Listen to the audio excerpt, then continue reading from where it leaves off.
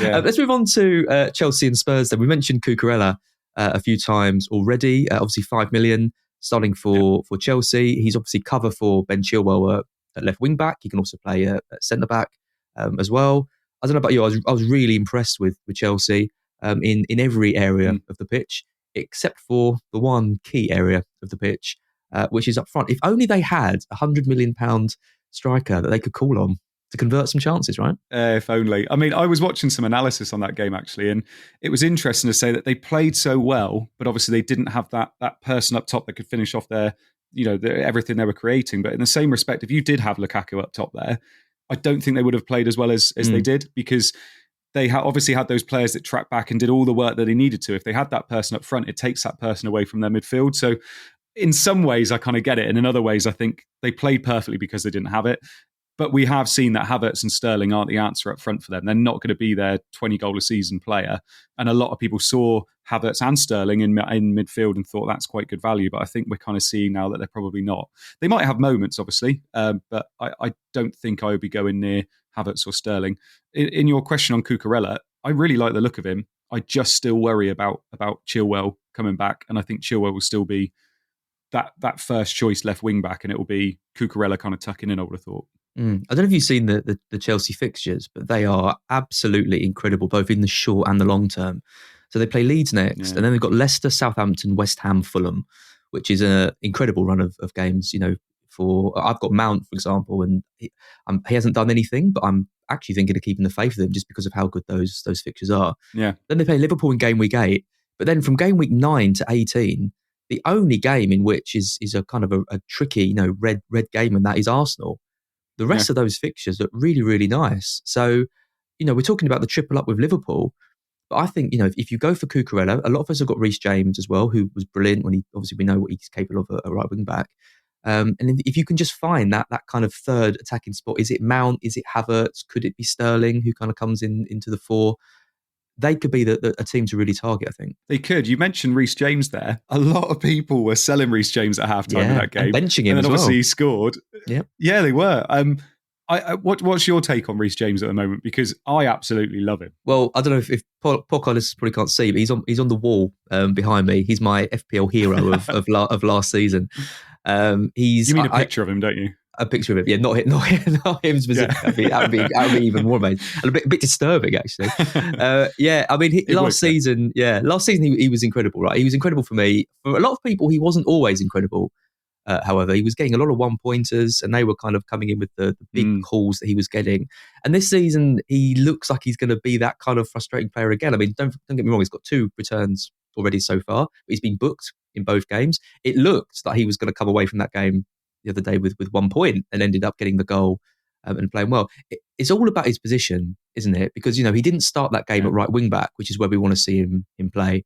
And it was Loftus-Cheek who played there. And when he's at centre back, for 6 million, he's a lot of money for a Chelsea defender who's not really getting up the pitch. If Chelsea do go out and sign another centre back, and we see James moving to right wing back, he's one of the best value options in the game. I think he's got to be an absolute lock-in. If Chelsea do out and go and buy Fofana, for example, there's a lot of talk about that.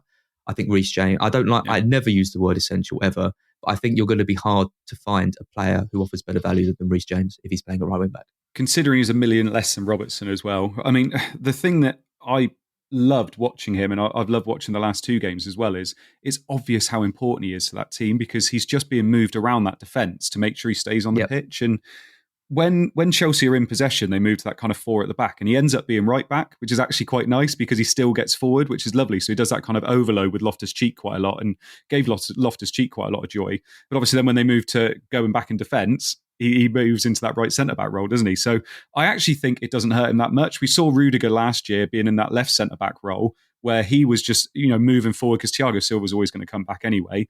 And he was being able to roam forward, and he had pop shots from outside the box. And Reece James has obviously got a lot more quality moving forward than Rudiger does. But I just think he's absolutely brilliant as an asset this year. And as we've already spoken about already, in terms of, do we get rid of somebody like Robertson?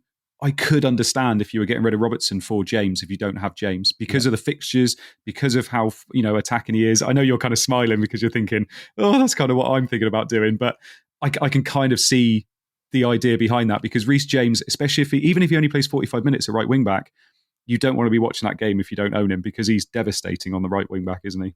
Yeah, I mean, and you look at Robertson 1 million more than James as well, and you think, okay, I've got to get kind of substantial returns that are higher, for him. And at the moment, I just can't see it. Not with Chelsea's fixtures the way they are. Liverpool's are good as well, but Chelsea's are equally good, if not better, kind of over a prolonged period. Let's talk about Cucurella quickly. I mean, he's 5 million. He's an interesting. I mean, Chilwell, for example, is different to James, because you've talked about James's versatility. Well, Chilwell doesn't have that. He either plays at left wing back or doesn't play. Reece James, he'll find a way into any team. You could play him up front in midfield. Doesn't matter. He's such a talented player. He can do anything. I think with Chilwell though, he's now got Cucurella as competition. Do you think that kind of removes Chilwell from the equation a little bit? Do you think there's a worry if Fofana comes in? What does that mean for Cucurella? Is he kind of just competition for centre back and left wing back? What do you think about those two? I think it hurts Chilwell, because I think you're always going to compare Chilwell and James together because they're the same price. And I think James will always come out on top, personally, because James, there's no real risk with him at the moment from what we're seeing, because he's obviously playing both right centre back and playing right wing back. And, he's getting the minutes. I feel like Reece James would always win that battle. Cucurella, the reason why he interests me so much is because he's only 5 million. He's Brighton's player of the year last year. He's come straight into Chelsea and he looks lively already. Like last night, he was great. He was on some set pieces as well. He got the assist for Koulibaly's fantastic goal. So I'm looking at it and thinking Cucurella could be a really good shout. And I really don't hate that James and Cucurella double up for the next kind of like 7-8 weeks. I think that could be a really, really good way to go, especially considering we don't really know who to invest in attack. Like you've said, is it Mount? Is it Sterling? Is it Havertz? I probably trust someone like Cucurella and James more, because if Cucurella does start getting rotated, it is only a 5 million asset. Whereas if Chilwell starts getting rotated, obviously that feels like it stings a little bit more. Yeah. I just want the transfer window to end before I move on to Cucurella, I think, because I don't blame you. Yeah, it's hard, isn't it? I mean, we haven't had this last season. It was kind of nice. The season starts and the transfer window ends, and you can kind of know what's going on. With all this kind of uncertainty around players, it makes FPL more difficult, because you buy in a player like Cucurella, and then suddenly Chelsea spend 80 million on Fofana, and then you're then worried about what you do with him inside. And let's move